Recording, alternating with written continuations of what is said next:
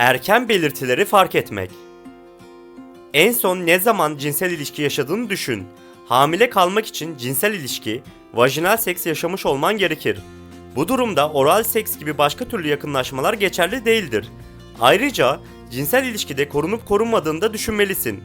Eğer doğum kontrol hapı ya da diyafram ya da kondom gibi başka bir korunma yöntemi kullanmadıysan hamile kalma olasılığın daha yüksektir. Yumurtanın döllenmesi süreci 6 ila 10 gün arasında sürer ve böylece gerçekten hamile kalmış olursun. Ayrıca bu sürede vücut hormonlar salgılamaya da başlar. Eğer adet görmediysen gebelik testini adet görmen gereken zamanda yapman en doğru sonucu verecektir.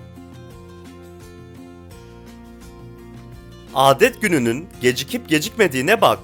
Adet görmenin gecikmesi hamileliğin en yaygın ilk belirtilerinden biridir. Eğer beklenen başlangıç tarihinden bir hafta ya da daha fazla geçtiyse bu hamile olduğunun bir göstergesi olabilir. Eğer adet döngünü takip edersen ve en son ne zaman adet gördüğünü biliyorsan işin çok kolay. Eğer bilmiyorsan bunu hatırlamaya çalış. Bir aydan daha fazla olduysa bu hamile olduğun anlamına gelebilir. Öte yandan eğer düzensiz adet görme durumun varsa bu senin için bir belirti olmayabilir. Göğüslerindeki değişimi takip et.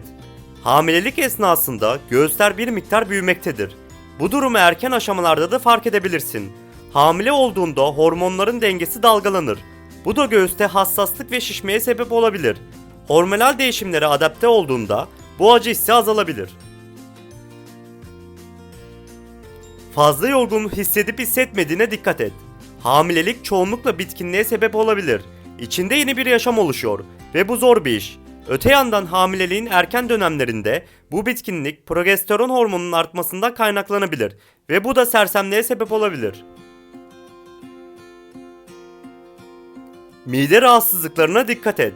Sabah bulantısı yeni hamile kadınlar arasında yaygın görünen bir durumdur. Bugün içinde de ulaşabilen ama genellikle sabahları oluşan mide bulanması demektir.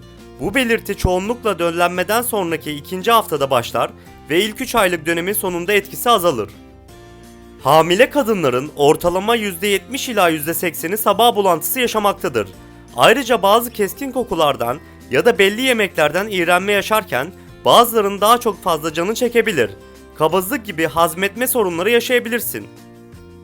Birçok kadın koku duygularının hassaslaştığını ve bozulmuş gıda, duman ve vücut kokuları gibi bazı kokuları daha fazla hissettiklerini söylemektedir. Bu hassaslaşan koku duygusu da belki mide bulantısına sebep olabilir. Tuvalete eskisine göre daha fazla gidip gitmediğine dikkat et. Erken belirtilerden birisi de idrara daha sık çıkma ihtiyacıdır. Bu belirti de tıpkı hamilelikte yaşanan diğer belirtiler gibi hormonal değişikliklere bağlı olarak yaşanır. Hamileliğin ilerleyen dönemlerinde bebek mesaneye bir baskı uygular ve bu yüzden tuvalete gitme ihtiyacın sıklaşır. Öte yandan hamileliğin ilk dönemlerindeki tuvalete gitmenin sıklaşması hormonal değişikliklere bağlıdır. Duygu değişimlerine dikkat et. Hamilelikte görünen hormonal değişiklikler duygu durumunu etkileyerek bir an mutlu, bir an mutsuz olmana sebep olabilir. Herkes bu erken dönemde duygu değişimleri yaşamasa da bu yine de değerlendirilmesi gereken bir durumdur. Buluttan nem kapıyor ya da sevdiklerine gereksiz yere kötü davrandığını fark ediyorsan bu hamile olduğunun bir göstergesi olabilir. Baş dönmesine dikkat et. Baş dönmesi erken dönemde dahil olmak üzere hamileliğin herhangi bir safhasında görülebilir. Erken hamilelikte bunun görülme sebebi büyük ihtimalle vücudunun kan basıncında değişime sebep olarak yeni kan damarları üretiyor olmasıdır. Öte yandan ayrıca kan şekerinde düşmesinden de kaynaklanıyor olabilir. Kasık ağrısı ve krampa dikkat et. Adet sancısına benzer kasık ağrısı ve kramp hamileliğin erken döneminde görülebilir.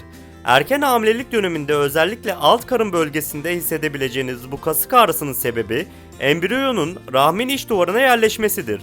Hamileliğin başlangıcında hissedebileceğiniz bu kramplar yürümenizi veya hareket etmenizi etkileyecek şiddette değildir.